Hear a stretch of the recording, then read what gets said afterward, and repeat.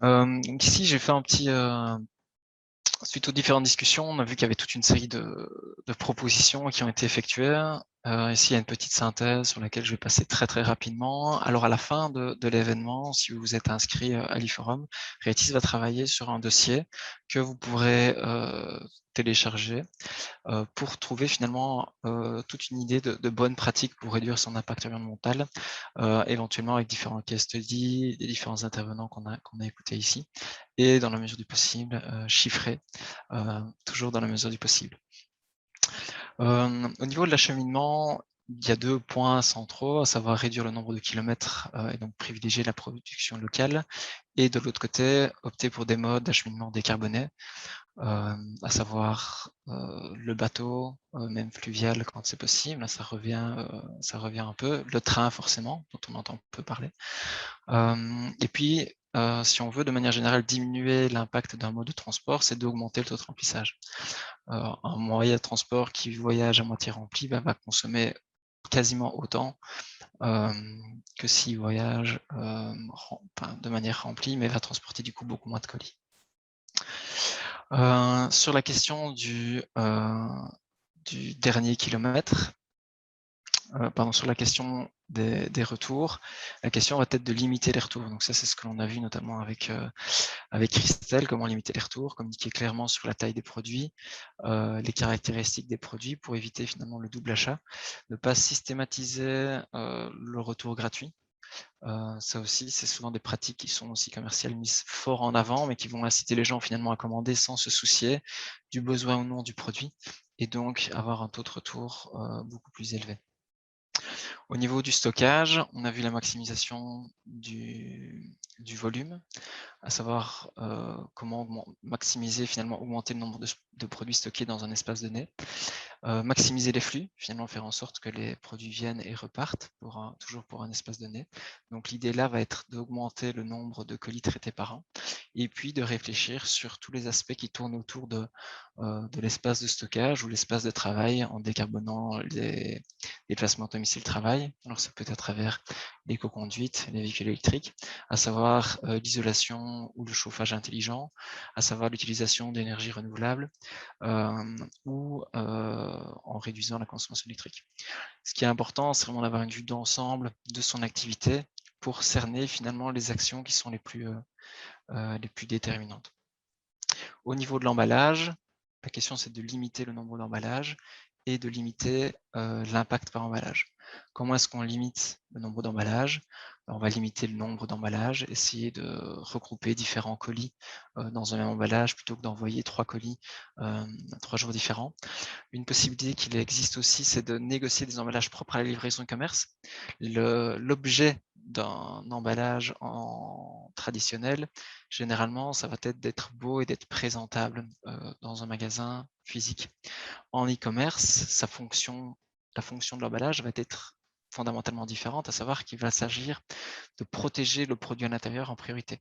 Et donc, on voit finalement que si des produits qui sont produits pour l'e-commerce ou qui sont destinés au commerce physique, l'emballage peut être différent pour éviter cette question du double emballage lorsque l'on va envoyer le produit via Bipost ou via un autre service de livraison.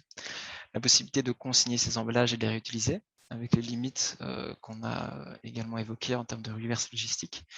Et puis, au niveau de l'impact de l'emballage, réussir finalement à proposer des paquets adaptés pour éviter finalement des grands cartons qui n'emballent quasiment rien, qui vont aussi avoir comme conséquence d'augmenter le volume de rembourrage, et puis finalement l'utilisation, si possible, de vrac.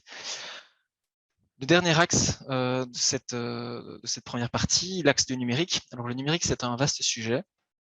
Finalement, qu'est-ce qui se cache derrière l'impact environnemental du numérique?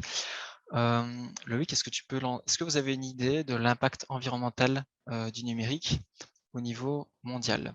Pensez-vous donc le numérique qui comprend à la fois la fabrication de tous les terminaux, ordinateurs, télévisions, tablettes, plus tous les data centers, donc la fabrication, plus la fabrication des routeurs Wi-Fi, plus la fabrication des antennes. Donc tout ça fait partie du numérique, plus finalement toute l'électricité qui fait fonctionner tous ces systèmes-là.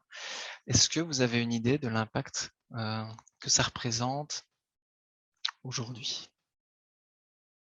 Donc je vous laisse répondre, je vois. Alors il y a une étude du Shift Project qui traite justement de ces questions-là. Ils ont notamment fait une étude sur l'impact lié à la vidéo. La vidéo, c'est 80% des flux numériques. C'est extrêmement important. Alors le numérique dans son ensemble, je vais encore attendre quelques secondes. Voilà, là je vois que ça s'arrête plus ou moins. Loïc, est-ce que tu peux partager les résultats? Donc on a plus ou moins moitié-moitié entre autant que l'aviation civile et l'autre autant que la mobilité individuelle. Alors aujourd'hui, on s'approche de l'aviation civile. Donc l'étude a été remise à jour en 2020. En 2018, c'était autant que l'aviation civile, mais elle ne fait que croître. Et dans un scénario sans sobriété, elle pourrait atteindre, ou elle devrait atteindre d'ici 2025, autant que l'impact lié à la mobilité individuelle. Voilà.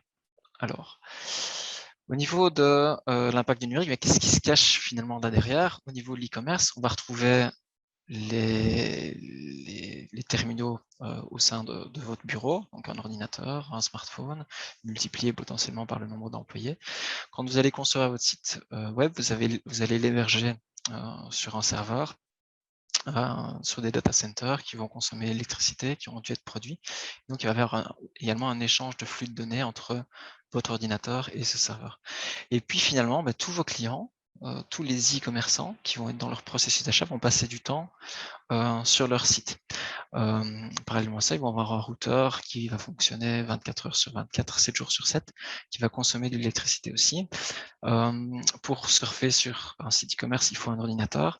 Alors, il est évident que la fabrication de l'ordinateur et du routeur ne doivent pas être imputées à 100% à l'e-commerce, juste prendre conscience que cela finalement en fait partie, même si ça reste très minoritaire.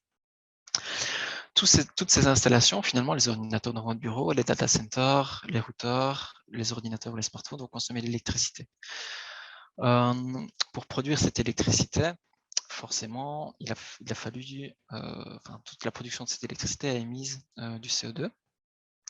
Parallèlement à ça, tous les terminaux que vous avez en interne, un smartphone, c'est 40 kg de CO2 plus ou moins, un ordinateur portable, c'est 340 kg.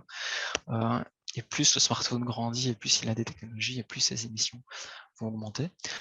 Parallèlement à ça, tout le trafic qui va être généré pour votre activité, alors ça peut être un trafic pour la commande, pour passer les commandes sur votre site e-commerce, l'emailing, les emails de confirmation de commande, et puis tout le trafic finalement nécessaire à la publicité ou à la diffusion publicitaire, avec en question numéro 1 la vidéo.